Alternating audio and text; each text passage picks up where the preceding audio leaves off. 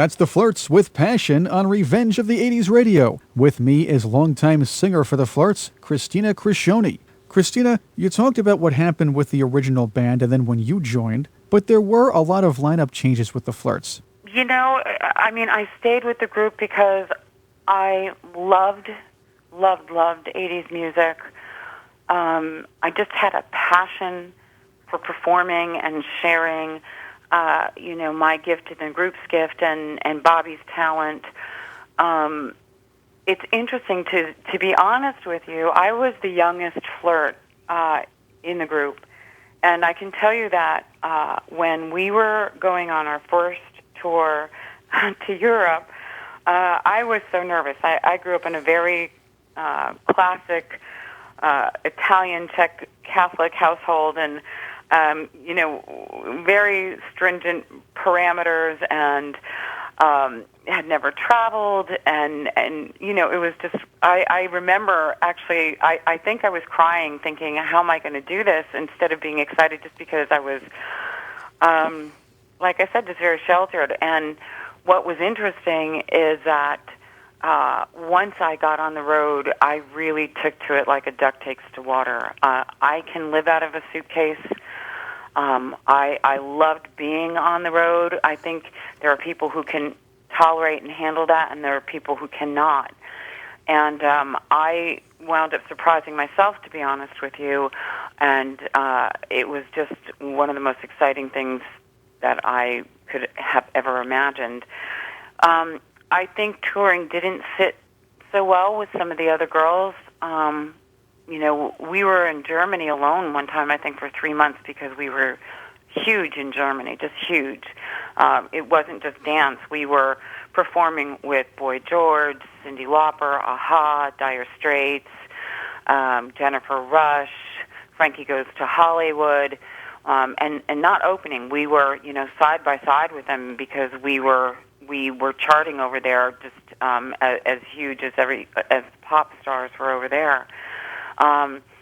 And you really had to have a certain mentality to be on the road and to be in that suitcase and to be, there were days literally in Germany. I think our record was we were in 4 different cities in a day one time. And we flew from city to city and then had to get in a car and drive on the Autobahn. And I believe it was Essen to get to this gig in Essen, if I'm not mistaken. And I just had the energy for it, and it really wore some of the girls down. But for me, I really fed off that energy. Well, 4 cities in one day, that's a lot of beer gardens. Oh, it was insane. I think we did 2 radio shows, a television show, and a gig that night. It could tire you out, but being on the Autobahn, it's probably a bit easier to get there. Well, the girls didn't like me driving. I was like, woo, we're in a Mercedes at our record company. We were on Areola back then, and they gave us a Mercedes and gave us directions and said go. And because our techies had to go ahead of us because we were, like I said, flying literally to different cities. And I had a great time going 100 miles an hour. They didn't expect that out of an opera singer.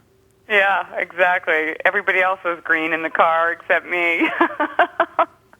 I'm sure being with the Flirts for a while, you must have a favorite song or two. Tracks that you like to perform live more than any other ones.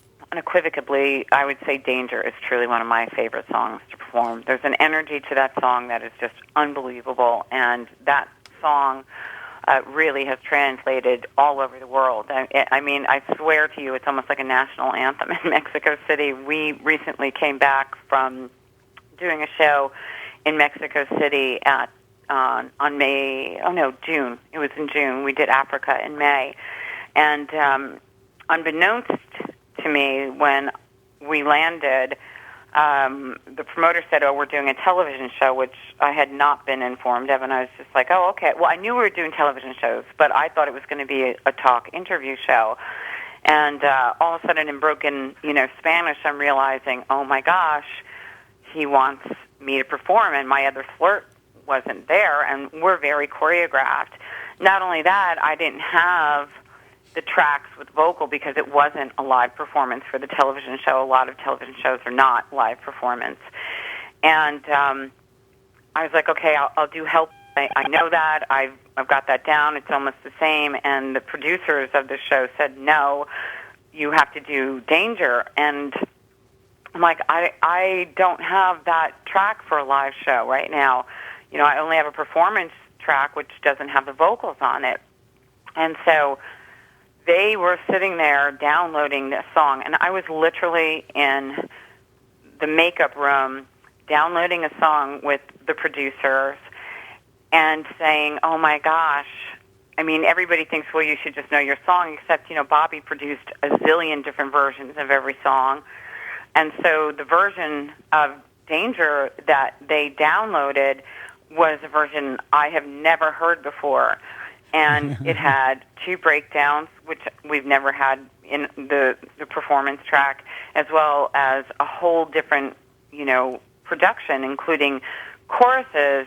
And I'm literally saying to the guys, I said, you don't understand. You're asking me to learn. You think I should just know this, but this is a new song, and you're asking me to learn this in 20 minutes. And I was actually so nervous, I can't even tell you. I don't think I've ever been that nervous, except when I was Miss New Jersey singing on the 50-yard line for the retirement of Pele at the World Cup Soccer Championship, and thinking I was going to have music, and all of a sudden they're saying, no, you're doing this a cappella. And I was just like, oh, my goodness. But getting back to the Flirts. Wait a minute. You're saying they wouldn't even give Pele a band behind you? The greatest soccer player of that era? 1982, and there I was with my crown on my head being walked out on the 50-yard line, and I'm like, you have got to be kidding, in front of like 80,000 people. It was probably the second time in my life that my knees were literally knocking together. I was so nervous. So this learning a new song thing should have been no sweat to you anyway. Not true, because now I don't have my Flirt. I've got to figure out what I'm going to sort of do for just stage movement. I'm trying to figure out where the choruses come in and where the verses come in and where the breakdown comes in, because it's completely different than anything that we perform.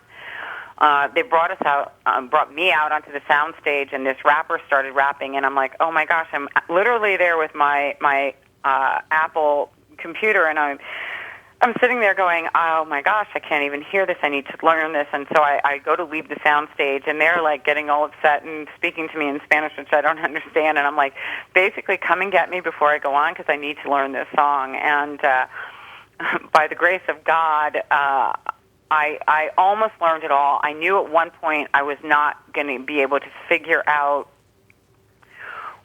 what the beats were, because I was still learning what the beats were, you know, for my intro, where the different choruses were, where the different verses were. I knew where that first breakdown was, and I couldn't get to the rest of the song before I had to perform. And I said, okay, I'm just going to turn away from the audience, because I'll hear when I'm supposed to come in. So I turn away from the audience, and I go to this band who's, you know, not playing live, but, you know, again, I don't know what you call it. It's not lip syncing, obviously, but pretending that they're playing. And I literally strut to the back and get to the keyboardist. And in Danger, all of a sudden, you hear this big keyboard pad, and I was just like, no way. It wasn't because I was so good. It was just because, like I said, someone was watching out over me, and it wound up being a great performance, and it all worked out. But I mean, that was really nerve-wracking, and it's learning too. It's like you forget after not doing stuff for a long time that this is the kind of stuff you have to be ready with. And so, I mean, we're going back to Mexico for a show on October 15th, and you can bet this time I'll have tracks ready for a television show. That might be a good idea. Yeah. Christina Criscione is my guest on Revenge of the 80s Radio from the Flirts and former Miss New Jersey. Christina, after the band dissolved, you went into acting. You starred in numerous commercials. You had recurring roles in a couple of soap operas. What got you into acting? You know, acting was always a part of my life. I you know, performed in plays in high school, and I loved it. It's just that music and my classical training really took 110%. You can't do that without giving 110%, at least to be good. And I don't do anything unless I'm 110%. And so I actually did sign a solo deal after the Flirts. When I left the Flirts, it got to the point where I just felt like the music was not what I wanted it to be. I had a different vision than Bobby, and had a sense of a style and a sense of production that, I don't think we were on the same page with. I mean, I left Bobby and Joe on very good terms, and decided I was going to pursue a solo career. And I did sign a deal with Polygram for a single with an option for an album, and had a great song that I just loved. But then there was a merger, and I don't remember with whom anymore, but there was another record company, and they merged. And basically my A&R director he did not get let go, but got demoted, and my tape went and sat on somebody else's desk, and he didn't know who I was from, any of the other tapes that were on his desk. And then it took me a while to get out of the contract because they had spent, X amount of money for the single. And then I almost got a deal on another record company, and then things just started changing in the industry and started changing for me, and I felt like I was being pushed into a place that I didn't want to go.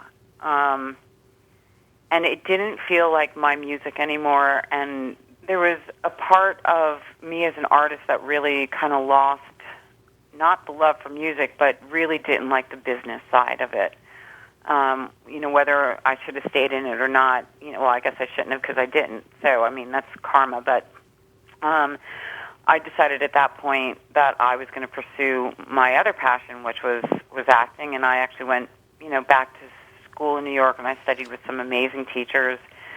And I made my living for almost 7 years doing national commercials and doing some stuff on soap operas. I piloted a theater company with James Calleri, who was a casting agent from ABC, called The Working Group, and it was to get contemporary playwrights up and running. The group might even still be around. It was a great group of actors, and that was something that was really neat, and it was a great experience to do that as well. So now what you're saying is we have Christina Criscione of the Flirts, former Miss New Jersey, former opera singer, and actress, right here with me on Revenge of the 80s Radio. So glad to be here, Chris. Thank you. Straight ahead, we'll talk with Christina about what she's doing today and her reforming of the Flirts, right here on Revenge of the 80s Radio.